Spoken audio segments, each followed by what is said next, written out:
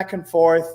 It's unscripted, untelevised. It's video sized. So here we go. Over to you, Mr. Yarwood. All right. So, as everybody knows, we've been doing this podcast for quite a while, and martial arts is always kind of our base theme, and we've been talking about all the life skills and all that stuff. One of the things that keeps coming up is, and I see it a lot with my students, is the mental health aspect of kids dealing with all kinds of things. Like we just had go back to school. There's some anxiety there. There's some frustration. It can lead to depression, all kinds of other things. And it's become pretty prevalent in the youth. And I think it's an important thing that we discuss because it's something that I think as martial artists, as school owners, me personally, we can reach out to these kids and give them an avenue, a way to deal with those things and be able to overcome the anxiety and the fear and sometimes it's loneliness, bullying. There's so many aspects to it that it's just, to me, is something that's really become something that's come to the forefront of what I've been working with the kids. So I thought it'd be a good, Mr. Wood, one of our school owners down in St. Peter, introduced me to Justin and said he'd be somebody who'd be a really good guest to have on this, our very first guest, by the way, to have on our podcast. And kind of he is a professional who deals with this, so I thought it'd be a good discussion to have, to bring him on and just kind of talk about how he sees things and how he relates it. He himself has kids in Taekwondo, so he's got a direct perspective on it as well. So welcome, Justin. Thank you for having me. For sure. So I thought we kind of discussed before we got rolling that we just kind of get open discussion and just kind of talk about things. I thought it would be kind of good for you to kind of start off, tell us who you are, what you do, and how you are related to the martial arts, the Taekwondo piece. Sure. Yeah, so thanks for having me. My name's Justin, obviously. It's on the screen. I'm the owner and clinical director of the Greater Minnesota Trauma Center in St. Peter, although it's easier just to say GMNTC. So I'm a licensed professional clinical counselor, national certification as a counselor. And I have two young kiddos who are in Taekwondo. I kind of was sharing with you guys a little bit earlier, I was in Taekwondo when I was a kid, and I was not a confident kid. I had some medical stuff that happened when I was 5 years old. I remember being bullied, all those kinds of things. Mom put me in Taekwondo, and I think that was one of the first times I remember feeling confident in myself. And so I never really enjoyed small towns. I grew up in a small town. I'm from El Paso, Texas, so I'm almost 1 million people, a border town, and we moved here when I was 2-3 years old. Grew up in a very, very small town, and then long story short, my wife and I moved here to St. Peter. Not a huge town, but still bigger than my town where I grew up. And there's not a lot for our kids to do. And I was super excited a year ago. We just celebrated the year anniversary on Saturday with cool. Mr. and Mrs. Wood, and for them opening up their studio. And when I saw that coming, I was so excited to get my kids in. I initially thought my son would love it and my daughter would hate it, and it's they both love it. And I've seen them grow so much. So I'm literally a block down from Mr. Wood from my business, and so I've been talking. Are you on 169 there as well? I'm right there on 169. I'm actually right in the same building as that really nice brewery. So so you're north of him a little bit. Yeah. Yep. Very cool. Yep. So I often just walk right over there right after work. It's been really cool. I meet my wife over there with the kids. Cool. So, with the onset of the mental health issues that we've been having, what kind of things are you seeing in terms of what kids are dealing with and how they're adjusting to maybe new school and that kind of stuff, maybe trying to make new friends, the bullying, all that kind of stuff? What kind of things are you seeing from your perspective? Well, I'm not even that old, right? But I'm gonna feel old when I say this. And so, what I had to deal with when I was younger, I mean, I graduated in 2009, so I'm fairly young. Yeah. But in 2009, we still didn't have the things the kids have now. Um, so I think like life is just harder for kids today, particularly because of social media, all of the social apps. It's so much easier to bully each other. Yeah. When I was younger, I mean, if we were going to bully each other, we had to do it face to face. You get to school, we're going to meet, that Yep. kind of crap, right? But now it's just like, hey, I don't like you, and now I'm going to send a message to 45 people, and then that's going to go to Yeah. 900 people. And so I see a lot of that bullying just on the social media, Yeah. and it spreads like wildfire really quick. And then parents are on social media, so then parents see it, and it's wild. So I think that's like one of the biggest things that I see is the bullying, with the social media apps. Right.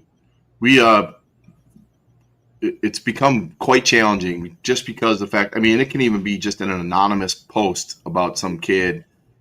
Doesn't have to be true. None of that stuff. Some kid makes it up and it just blows up, and then the kids are, it's immediate, right? There's no.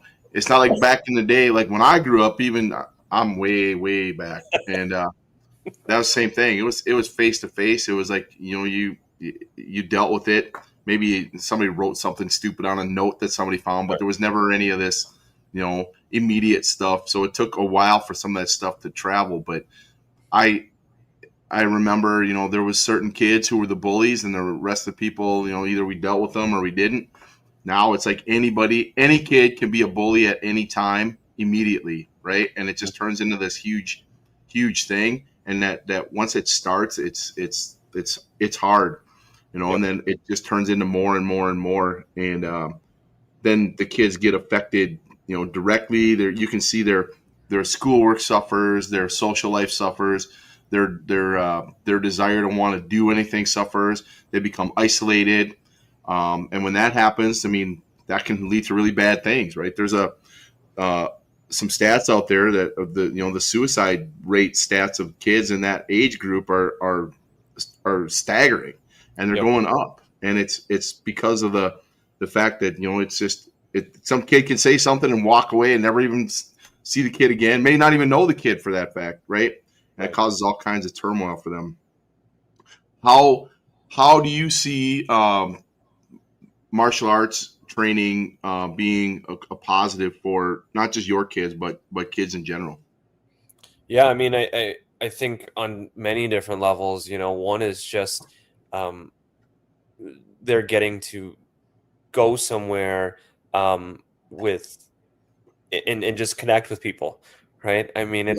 that's kind of seems so simple and minute, right? But like these kids would rather sit at home, put on their headphones, Yep. play Fortnite, and talk to people they don't know, they'll never meet, but that's what they'd rather do, and so they're missing that in person, interaction, and so just getting there and doing the interaction, and being around other people, so that's just number one. But I think, the other aside from that, it's just the values, right, that are instilled, the respect, um, the focus, those kinds of things that are instilled, um, day in and day out when they go to practice.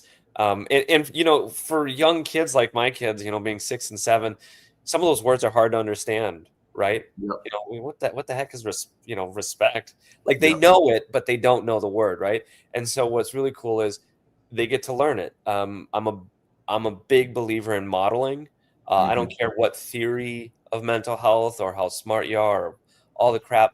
Um, Children learn best by modeling and Yep. by showing. And so, I think, being able to see that at practice, and seeing that day in and day out, the healthy modeling by Mr. Wood, by the teacher, by just their fellow peers.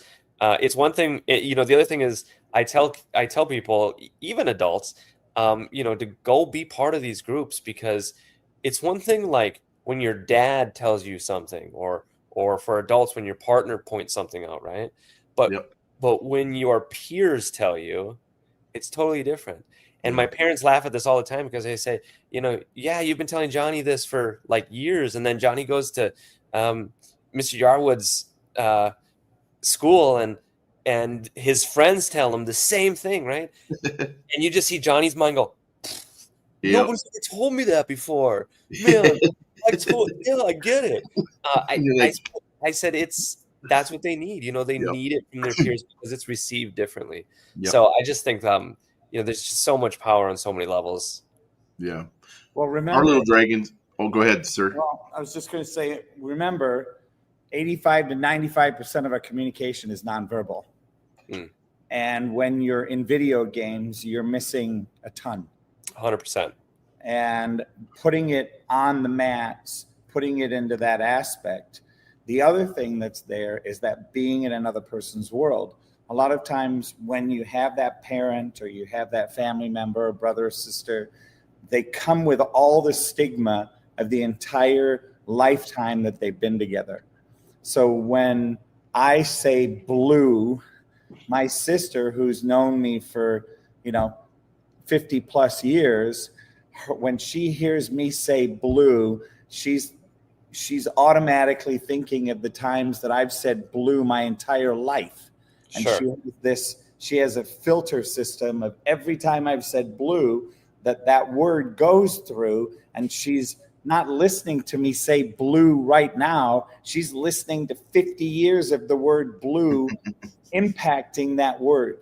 Now, Yep. that's a lot of years for me, but it's still impactful for a kid who has been listening to parents say do X for 6 years or 7 years, and then they go to the dojo, and Mr. James, Mr.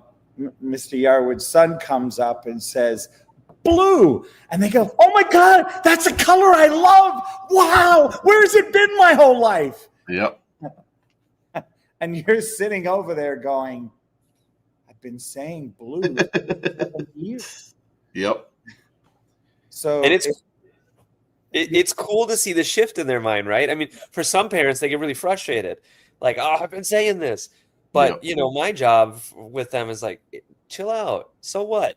So what? Yep. You don't get any extra prize or medal for being the one that was telling them. Like, who Yep. cares? They get it now. And like, Yep. it's going to make everybody's life better. I think what's interesting, though, is parents can actually use it to get better connected to their kids. Yeah. Because if they see it, they go, oh, really? So how did blue show up for you today? Right. Like that I've been saying blue for 6 years, and they go, yeah, but we just didn't understand it because you're coming from here. Yeah. And Mr. James came from right here. Yep.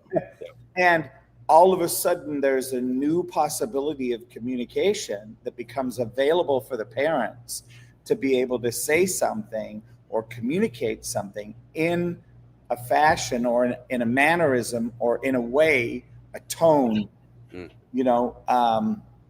Do they still, and this is going to show how old I am, do they still talk about visual, auditory, and kinesthetic, Justin? Yeah. Okay. Because I never hear kids talking about it from school.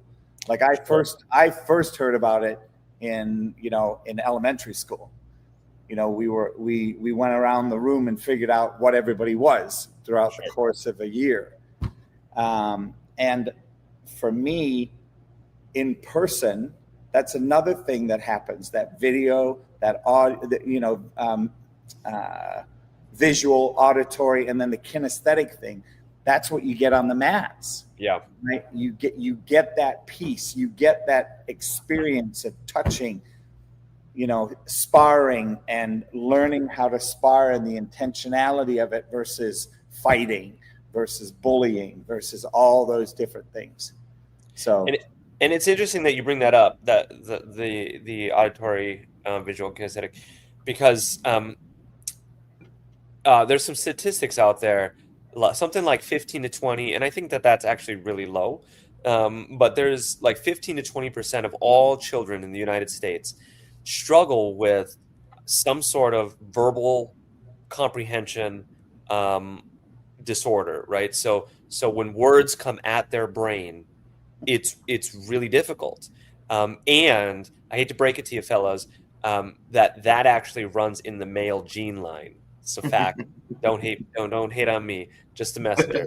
But it runs in the male gene line. So if dad struggles, right, and so you can kind of pick these people out in the real world, right? I mean, people that struggle with language they're your hands-on people. They're your manufacturers. They're your mechanics. They're your those kinds of people, hands-on people, and so it trickles down. It's genetic, and so their kiddos can struggle with that. And so when words come at their brains, they get really frustrated. So when they're getting all this homework at school and all these things at school, a big reason why children shut down. So to answer your also your question, Mr. Harwood, from earlier, like what else am I seeing with kids with mental health? It's also just school in the sense that there's so much language demands, and it's really frustrating for kids. But if language is hard for me to begin with, how am I going to verbalize to you, oh, hey, by the way, the reason I'm really struggling is because I don't get this language stuff, and I just really wanted to communicate that to you. They can't do it, right? Yeah, that's the irony of it, right? Behaviors. Yeah, we see them as behaviors, running away, those kinds of things. And so in martial arts, it's not language. I mean, sure, there's some words, but I mean, you're moving, you're doing the thing, and so that's one of the other things that I've just noticed is like, because I can pick some of them out at the school. It's like, man, I know this kid really loves this because language ain't their thing. Yeah, it's like when a kid ends up sitting and going in. I mean, these are my experiences, right? Working hands-on with dad in the garage, and dad is working on a motor of a car. Right, and all of a sudden the kid is right there next to him, and something clicks, and they suddenly form, that bond of they both like to work on cars, right, and it's a way to get closer, and the opposite happens, right, when dad brings the kid out and the kid has no interest, right, wants to go and be in the kitchen cooking with mom. Yeah. And dad gets even more frustrated, so that the gap between father and son grows, right, because of the male ego. And yet then now the bond between mom and son gets even stronger because of that common ground. And I think that's one of the things Mr. Yarwood has seen, and we've talked about on the last few shows, about the parents that actually get on the mats with the kids. And the next thing because they've been, as we know the parents have been practicing at home with the kids. How do we know that? Because the parents that are really involved come up and ask, how do you do that move? What's the right way to do that move? And even though they weren't in Taekwondo, they were learning how their kid did or didn't do that move, so that when they got home and their kid was practicing, they could help. Now the next level of that has been the parents, mothers, fathers, getting involved into Taekwondo. And Miss Sarah is probably the shining example, right? Because she's a teacher. She's brought all of that being a teacher with her, and she's now on the mats with her son, and she's doing really well, and she's on her way to being, becoming a black belt. Yep. Right? And and you can see the bond between her youngest son is it's like the bond between her husband and the oldest son. They're like this with soccer, right? Yep. So now Sarah and Luke are like this with Taekwondo, and and dad and other son are like this with soccer, and you can see the joy and the love that's brought. Yeah, we it's this month in particular, but the last year or so, we've really seen a big surge in parents coming on the mats. Yeah. It's been really cool to see. We just, matter of fact, just signed up another dad on Tuesday who's going to be starting with his son, who just moved from the Little Dragons program into the Big Kids program, the level 1. So dad's going to join now too. So it's just becoming part of of our culture to have the parents join on the mats. Obviously, not all of them are going to do it, and that's fine. But we have a really good group of parents out there, and then they also start to build that bond too with each other. Because they're in the same situation. It's a challenge to get out on the mats. It takes a lot of courage as an adult to get out there and put yourself out, right? And I think it has such a huge effect and impact on their children to see that they're willing to do that and come out there with them. And I think that really has a big bonding effect, because now the kid, especially if the kid's been doing it already, and now the kid's like, he's a little bit further down the path, and he can go and help mom and dad learn something, or he can kind of give them a little grief a little bit because you're not doing it right. That's not how Mr. Yarwood taught us, right? So it kind of that role reversal where now the kid has a little bit of authority over mom and dad because they know a little bit more about Taekwondo. And I think that really kind of helps that bonding too, and that builds that confidence for the kid because they feel like, okay, it's something that we can do together, right? Mom and dad are struggling the way I struggled. That move is really hard for them, just like it was for me. And that becomes that another connection that wouldn't have existed if mom and dad were just kind of sitting and watching. So it's been a huge impact for our school. What about the, and I don't know what Mr. Wood does, Justin, so this is in no way, shape, or form anything against or for or against. It's just something that I happen to know about Mr. Yarwood's school. Is they have different colored stripes that they have to get between belts. Yep. And with those colored stripes, one of them is to go to do things like service projects or do things, to go to that next level. Making sure they're doing well in school. Yeah. We certainly do those, and I've been on my son a little bit because he moved. We have two elementary schools here. K through first is in one, second through fourth is in the other, and so this is sort of the first year he's been without his sister. He's in second grade. My daughter's in first, so he's over in the big school, but he's sort of low man on the totem pole, right? And in first grade, he went. Teachers checked their stuff every morning. It's not like that in second grade, and so he's got that red sheet. He's got to have his teacher fill it out. And we asked him, what is today, Wednesday? We asked him Monday when he came home, hey, did you have him do it?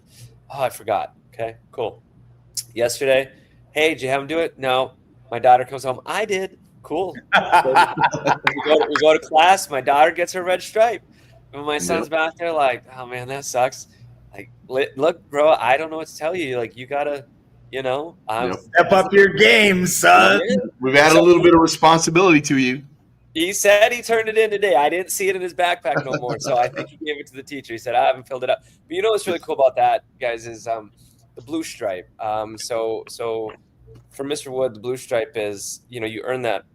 That's the first one you get, right? Respect, doing your best, trying your hardest. It's also the one that mom and dad can take away. You can earn it back, but you can take away. And I've had to do that a couple times. And it's a learning opportunity, right? It's not you're losing it. It's not I'm taking it away. It's you didn't earn it. And Mr. Wood gave this to you. And so that's opened up really good. And then have that accountability, right? So then bringing him to session. And Mr. Wood always knows because when we show up and my son doesn't have his belt on, Mr. Wood already knows. So Aiden will walk over there. Mr. Wood, can you tie my belt? Mr. Wood grabs his belt. He ties it, and then he holds them up to measure and make sure they're the same length. And he goes, something's missing here. Right? And then they have a conversation. And so the accountability, and you start that at really young. You teach them. There's a way to do it. And so, I love the stripes. The stripes are. Our parent stripe is the black stripe, and we have a postcard, and there's like 5 different things that they get measured by. Are they having good respect at home? Are they doing all that stuff? And then it's a 1 to 5 rating. Sure. So, and then mom and dad, they if they sign off on it, they get that stripe. But if I always tell mom and dad, if they stop doing what they're supposed to do once they get their stripe, then you remove it and they have to re-earn it based on what you want them to do. Now it's not ours anymore. It's yours completely. And then the kid is like, you got to earn it or you don't test. That's just how it is. Right. And then what I like to do is I get that postcard and I'll see like kid gets a 5, a 3. I'm like, oh, you got a 3 on discipline. What's going on there, right? So we get to have that little bit of a discussion. Yeah. Mom and dad are out of it. It's me and this kid now. Now the kid has to tell me what's going on. And he's like, I don't, they don't want to hear from Mr. Yarwood because I'm a whole different type of compassion than mom and dad are, right? Because I'm a different voice. My level of authority is different than theirs, and they don't like to hear that stuff from me because I have a lot of control over whether they get to test or not, right? And it's a different voice for them, and I think it's a reinforcement of what mom and dad are doing at home to bring that in, and that kid is like, they're scared to give me that thing because they know that they're going to get a little bit of a discussion.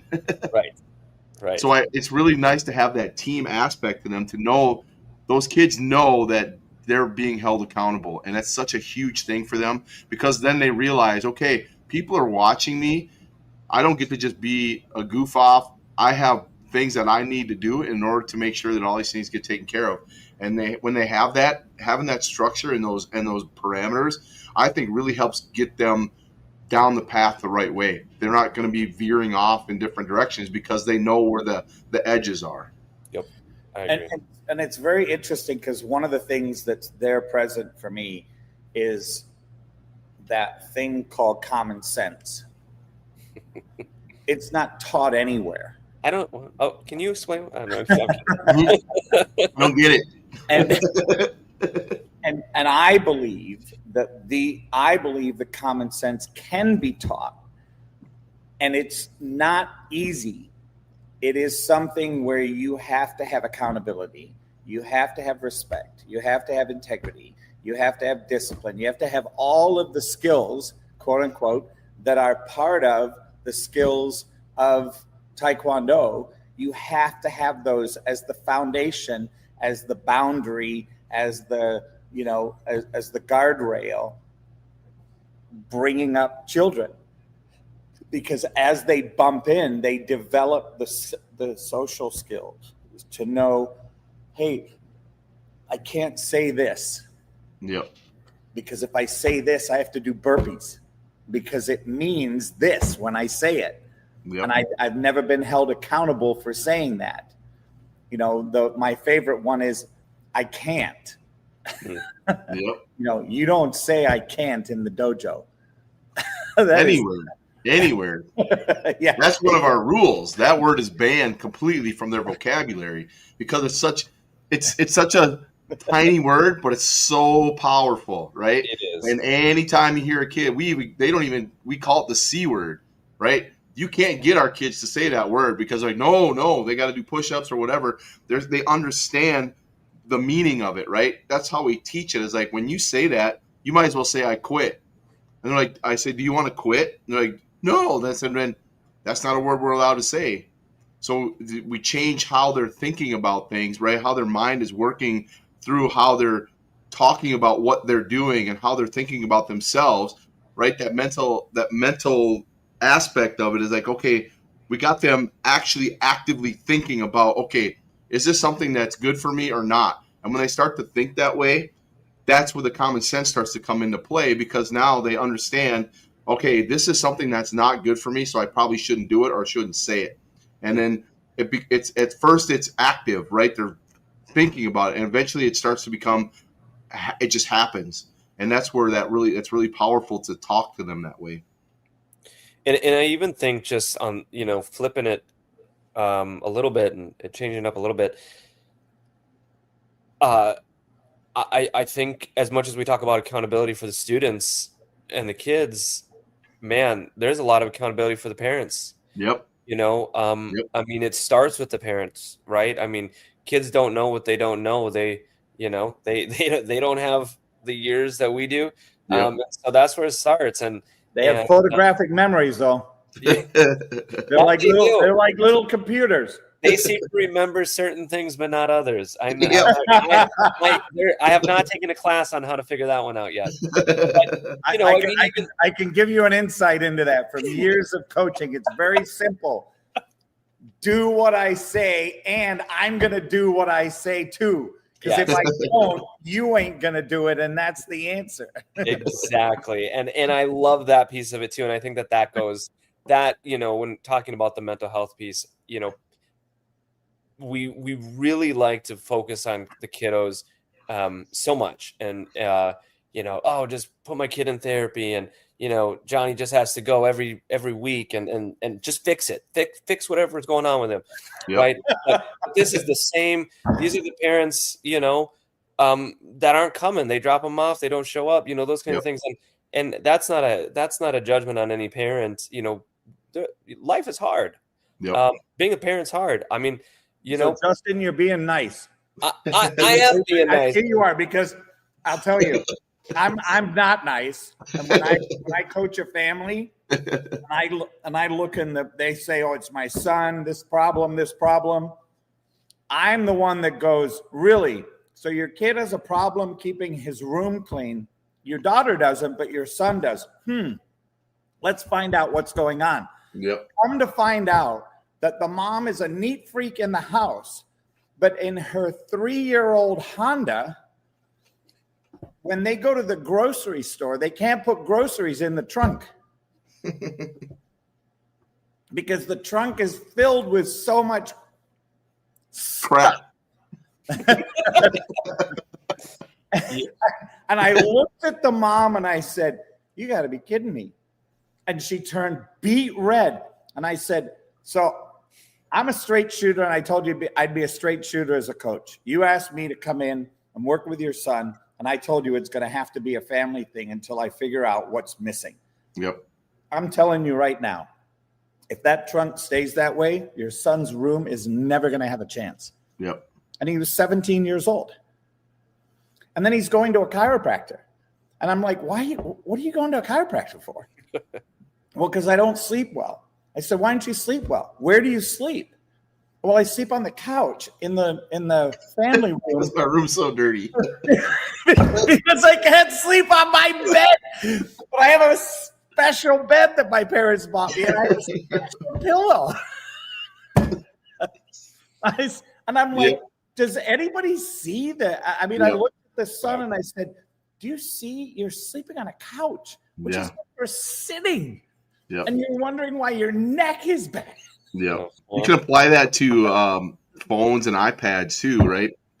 The biggest thing I get is, my kid, I take away the iPad and they scream and holler and blah, blah, blah. It's like, let me ask you, let's back up a little bit. How did they get the iPad in the first place? Did they walk down to the T-Mobile store and pick it up themselves?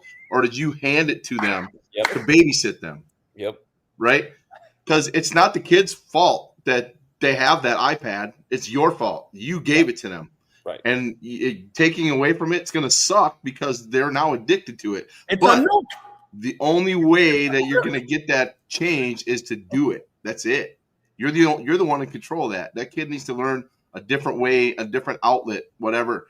Maybe, you got a timeshare with it or something. But when it's just constantly handed to them, it's your fault. You have no excuse at all to say anything about it because you're in charge of that iPad, not them. And that's that accountability, right? That we preach with the kids. But I mean, I'm guilty of it too. I'll take my kids. My wife and I alternate, based on our schedule. But I'll go and I'll catch myself 30-minute session. I can't stay off my phone. I can't be present. I can't watch. Yep. We're starting it. We're bowing in. I'm starting it, and I'm like, trying to put my phone away so I can bow in and be like, what the heck, dude? Yep. So I'm guilty of it too. I get it. I mean, there's plenty of research, plenty of science out there. These phones, they're just as addicting as it's like handing somebody drugs and then being like, I don't know why they don't want to stop. Well, it's the same thing. The phones are the same thing. So, it starts with us. Yep, and it's so interesting, Justin, because as soon as I say this, you'll laugh. It is just a modern day Nook. Mm. I mean, Well, it's easier, right? I mean, it's easy. Yep. I mean, Yep. think about it though. Think about how hard it is if you give a pacifier to your kid, right? And they get addicted, or a blankie. A blankie's another one, right? How hard is it to break them of that habit? Yeah.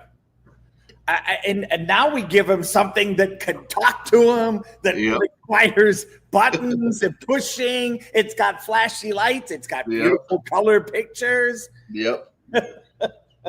My son and daughter would spend hours talking to Siri. Siri, show me eagles. Siri, show me eagles with really long claws. Siri, and I'm just like, oh my Lord, we gotta stop. Yep. Give me my phone. Well, it's the ultimate. Remember, kids run around going, and you know, they'll ask a question and you give them an answer and they'll go, why? And then you give them an answer and then they go, why? And you think they're just being obnoxious, but they literally are looking for the entire root structure of the tree. And they're going to ask until the why stops. Well, and can I let me? I want to share this. You know, because like I said earlier, I'm a big person. I'm big on modeling, right? And I learn from modeling. You know, when parents or even teenagers, kids come to my office and we do therapy, I tell them, it's usually the adults that have a hard time hearing this, but I say, listen, if you need a therapist who's like pat you on the back, oh, that sucks, man, your life is so hard, you're gonna have to go 2 doors down. I've got some really good therapists that do that. That ain't me. Like, I'm gonna pat you on the back, and then I'm gonna say, okay, you've been complaining for 10 minutes. Let's do something about it, right? Yep. So that's just how I function. But I have learned a lot from my clients also. And one of the things that I've learned from Mr. Wood that sort of hit me the other day was, you know, my daughter, my kids couldn't be more night and day. My daughter, very verbal like me. She's a big smarty pants. She finishes my son's sentences all the time. It drives him nuts. And my son, you know, he tells stories, and one story might take you 6 hours, you know, like there's a lot of likes, there's a lot of, so it gets exhausting. Right.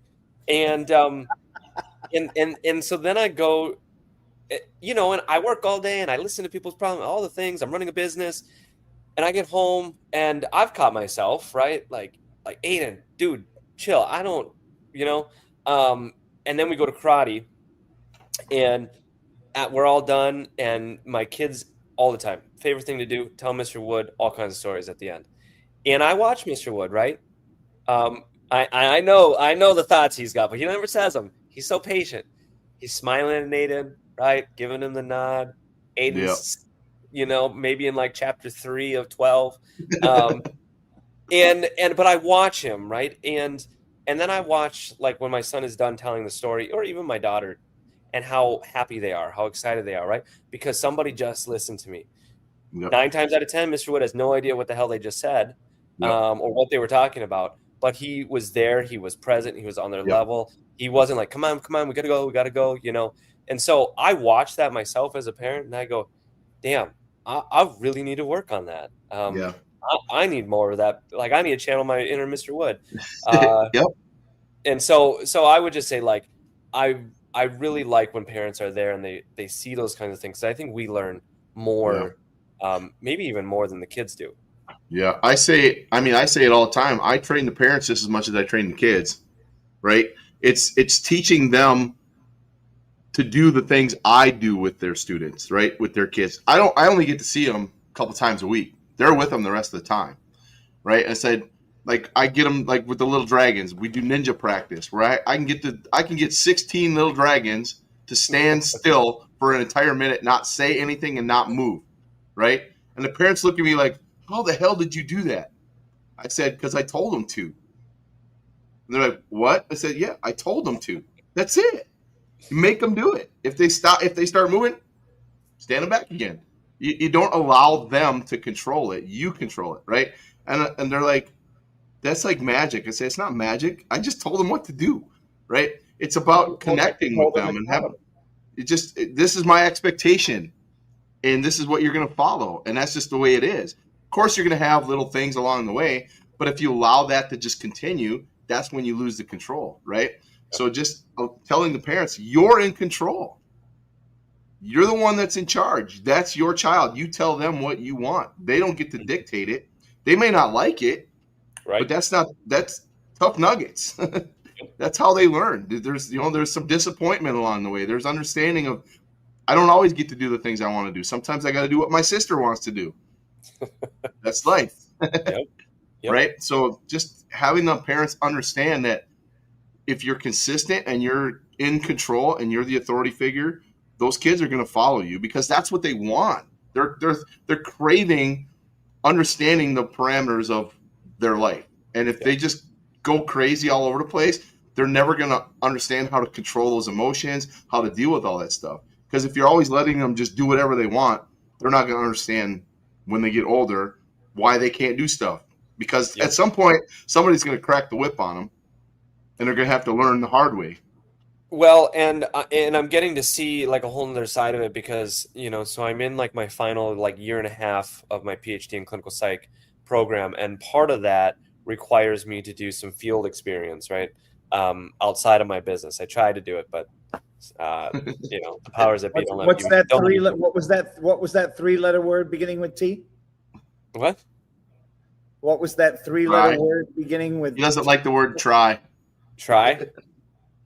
Do or do not. I'm gonna use my traveling computer to show you something. Do or do not. Yes. Yeah. You're gonna read the rest of that? There is no try. Yeah, it's 10:30. My eyes don't work so well at 10:30 p.m. But, so I'm over. 2 days a week. I'm over at the University of Mankato, right? And I'm over in the counseling center, as part of this field experience thing. And so I'm working with college students. I don't work with college students. I'll never work with college students. It's been a great validation or confirmation of why. Yep. But what I see in a lot of them, and I really do feel bad. My heart breaks for a lot of them because they didn't. I can tell so many of them didn't get what we're giving to these kids, right? Yep. I can see a lot of that in the current college generation, and it's the same story. Mom wasn't present, dad wasn't present, both parents weren't present, or they were there, but they were they were this, they were that. And it was a chaotic upbringing, all these kinds of things, right? They had nobody to connect with. And that was the other thing. So even outside of parents, they just didn't connect with nobody. School, middle school was horrible. High school was worse. I'm going to move away, go to college, and that somehow is going to fix everything. Now I'm at college. I have fix it. It didn't fix it. It made it worse, Right. And so I'm seeing that at the college, and that breaks my heart, because these kids didn't get what they needed. They didn't get that connection. They didn't get those things. And so these are kinds of things that, I try to talk to parents about is like, listen, there's a great book. It's called The Power of Showing Up. Dr. Dan Siegel. He just talks about how much you don't got to do all the things. You don't got to be the perfect parent. You don't got to, all of these things. You just got to show up. Like show up day in, day out, show up for your kids. And there's a lot of power in that. And so, I just love everything about the community of Taekwondo and the things that it builds, and it makes me hopeful so despite the crap that I see, the mental health stuff that they're seeing, that they're experiencing, when they get into programs like this, it makes me hopeful. Yep. Having instructors like Mr. Wood is super valuable. He's a wonderful dude who knows what he's doing. He's got that dialed in. I see it when I watch him too, and it's amazing to see because that's so powerful to have somebody in that position, an instructor who has. It's not just about teaching Taekwondo, right? It goes way, way beyond that, way deeper than that, and to be able to connect with the kids and be able to be a mentor, an authoritarian, but also like someone that they feel safe around, someone they can talk to, someone that they can, rely upon to make sure that they're doing all those things beyond mom and dad really is huge for those kids because they see other aspects of of people in that position that are, that they're not getting yelled at, they're not being, whatever, like some people do. And it really helps them to be able to develop fully as they're growing up and be able to look back on that as they develop into teens and go, hey man, it was really cool to have somebody in their life. They'll as they get down the road, they realize how important all those people are along the way for them. And they will remember it. I'll tell you a quick 15-second story. I don't remember a lot from when I was a kid. But the one thing I do remember is I was in school. I was in third grade, and had nothing to do with karate. We were in line. I was in a private school, so we were in line for the bathroom, waiting at our turns. Kid in front of me, one of my best friends, is like, Justin, punch my hand. Punched his hand. Teacher saw it. Teacher told my mom. Mom was like, why are you doing Taekwondo at school? It's like, Mom, I was not doing Taekwondo at school. Like, he literally just said, do this. No, you're doing Taekwondo. So she tells my teacher. I go that night. Teacher takes my belt. No. You can't be doing Taekwondo at school. Don't do that. Taekwondo, for defense only. Got the whole spiel. I remember that all these years later. I mean, I'm pissed about the fact that I wasn't doing Taekwondo. But the moral of the story is, I had people like that in my life, aside from my parents. My parents were good parents. Yep. But I also had, that person in my life who held me accountable. And all these years later, I don't really remember much about any of it, but I do remember that. So they will. These kids will remember it. Yep. Awesome. Well, cool. I think we hit 47 minutes. That's pretty good. So I think why don't we do kind of final thoughts on tonight's session, and anything you want to share, Justin, some final thoughts to leave people with based on our discussion tonight. Yeah, I mean, thank you guys again for having me. I really appreciate it. I've been looking for ways to just connect with communities. I really have a soft spot for rural communities in particular. But I think what I would just say to people is, I get parents all the time asking me, what do I do about this? What do I do about that? My kid's been in therapy for, years. What do I do? What do I do? What do I do? And one of my favorite psychologists, Dr. Bruce Perry, he says that the best healing agent for any mental health issue, particularly trauma, the best healing agent is connection. So all of the theories, all of the modalities, those are all great, but there's nothing like connection. And so that's how we're going to help, particularly our youth with their mental health, is by connecting with them. And that starts at home. Yep. Yeah, and then I can extend that into the dojo itself. That's actually part of our instructor program. One of the biggest things we've been talking about is connection with your class as an instructor. But it goes beyond that. For me, when I'm there, I try and talk to everybody who's there, all the kids, everything. I talk to them about how school's going, how, all kinds of just general questions to start to understand them, individually. So when I talk to them, I have a talk about things that they like, that they enjoy, things that they're doing. And having that connection, they're excited to talk, right? And when you start to have that open communication with them and that connection, they start to feel more comfortable about things, and then you start to learn more about how they're doing. And when you know how they're doing, they can deal. It's a lot easier for them to deal with the bullying stuff because they have somebody that they can talk to.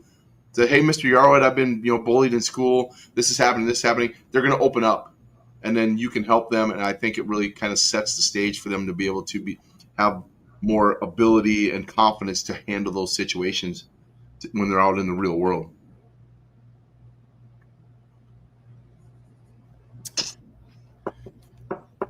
All right, I just popped something into the stream, and that is, parents, what do I do about this or that? My kid's been in therapy for years. The best healing therapy is connection. Martial arts is a phenomenal part and connecting home, school, and on the mats. So thank you, Justin. Thanks for joining us tonight. Hopefully you enjoyed it. And Mr. Yarwood, as always, it's been a pleasure. Yes, sir. This ends number 52. Yes, sir.